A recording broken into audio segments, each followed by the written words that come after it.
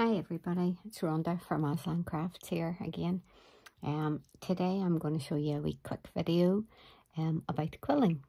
I've just started doing some wee quilling pictures and teaching a wee quilling class in Glengormley, so I thought I would just show you a wee quick demo.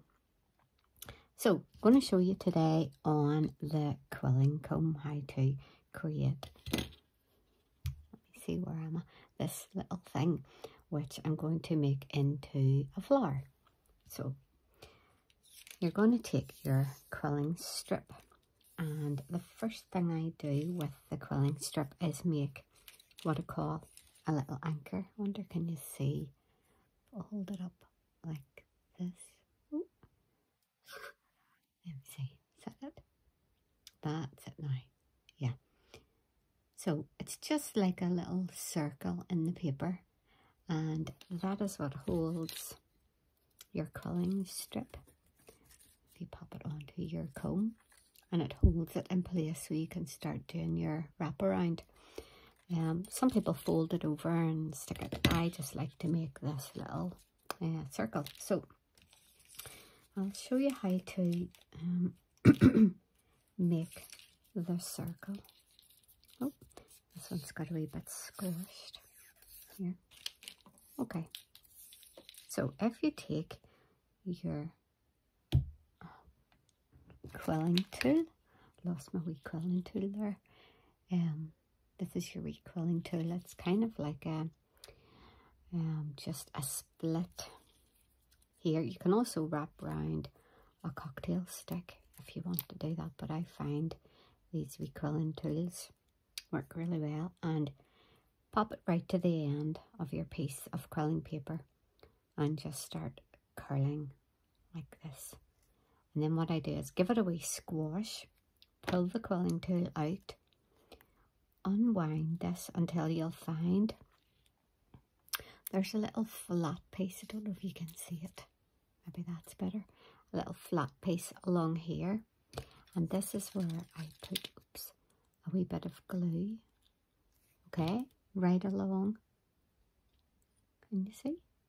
Right along there, and then you want to roll that back over and you'll get your circle shape.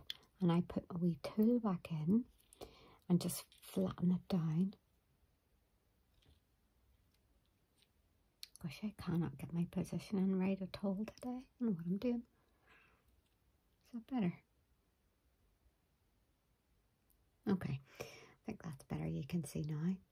And let that sit just for a while until it grips. Okay.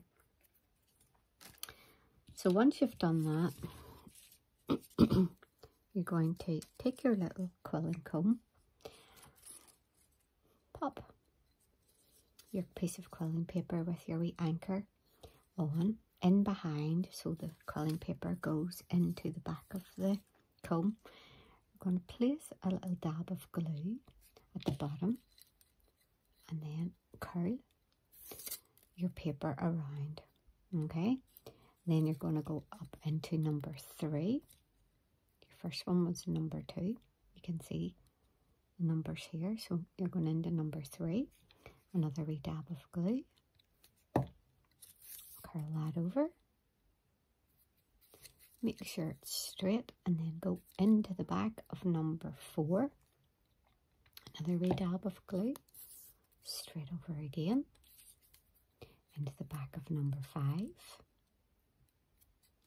I just give them a wee squash down as I'm going along. Another dab of glue, and just continue to do that. You can actually squish that down if you don't get it straight. And you're going into, now this is number 6. Sorry, a wee dab of glue. You don't have to do this dab of glue in between if you don't want to.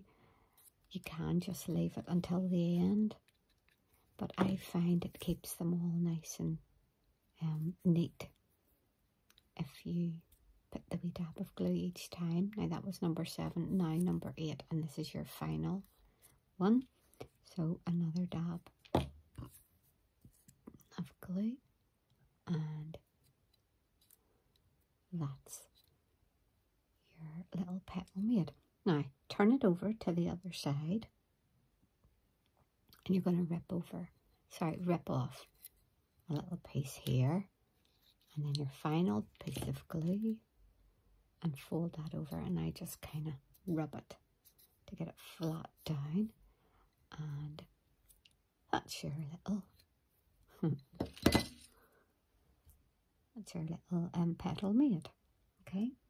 Now, once you've done that, I like those quilling combs because they're actually numbered, so it's a lot easier to work with those. I also got these other quilling combs. This one only goes up to 15, so if you're doing a bigger project, you can use one of these. That's maybe better. You can use one of these combs. This one is actually a dog grooming comb. And this is a proper quilling one. You can see it's a bit longer. So if you're using the bigger, thicker strips, you know, it would be, but I find this wee one fine as well. It doesn't have numbers on it, so I've actually put the numbers on it, which makes it easier to work with if you're maybe wanting to start off in the middle. I know this is the middle of these bigger tines, so you can go in and out these if you have a more complicated pattern to do. But I just wanted to show you an easier thing today. As I said, I put a very small piece of quilling paper. I think that's maybe an inch, 2 inch. No, not inch. Goodness sake, it's far too big. A few millimeters anyway. A couple of millimeters, 2, maybe 3, I don't know, 2 maybe. And put that on and then just wrote the numbers on myself. Just so that, I don't know, I just find it easier to work with the numbers. So once you've made all your little petals, then you can take what's called a quilling coordinate template, and I've sort of placed these down. So this is how I sort of place them. You see that okay? Okay, so what you have is your quilling coordinate template at the back and then a piece of acetate over the front, because you want to stick these to the acetate following. I don't know if you can actually see the pattern behind. Hopefully you can see that there's actually a grid behind. And what I've done is stick the middle of the flower right in the center of the grid. And then I've went at the 12 o'clock, 3 o'clock, 6 o'clock and 9 o'clock positions, and also stuck those wee petals down to get the shape right. So what I'm going to do now, you'll still be able to see this, hopefully. Get that positioned okay. I'm going to just take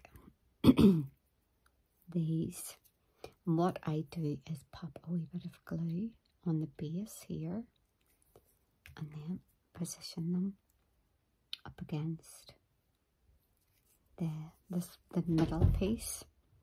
So another wee dab of glue and pop it in beside this piece here, and then we're going to take another bit,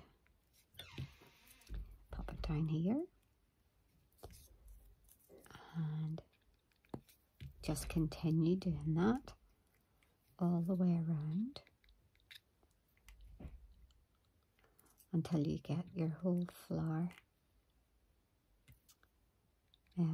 prepared. Okay, so if you wanted to, you could actually put a wee bit of glue in between here and here so that they stick to each other as well as sticking to the middle piece, but I don't normally do that. I don't find I really need to. And once you've sort of got it stuck in place, if you go down, go round and maneuver them into place along the correct grid lines, okay, you can get your positioning just perfect and have a lovely little flower. Oh, oops, stitches moved, and just leave that. Give it maybe half an hour to dry. Let the glue set, and then you can just peel it off the back and pop your wee flower wherever you want it. Okay, so hope you've enjoyed that wee video, very quick wee video. I'll be doing some more wee quilling videos if you're interested. Okay, thanks for watching. Take care. Bye.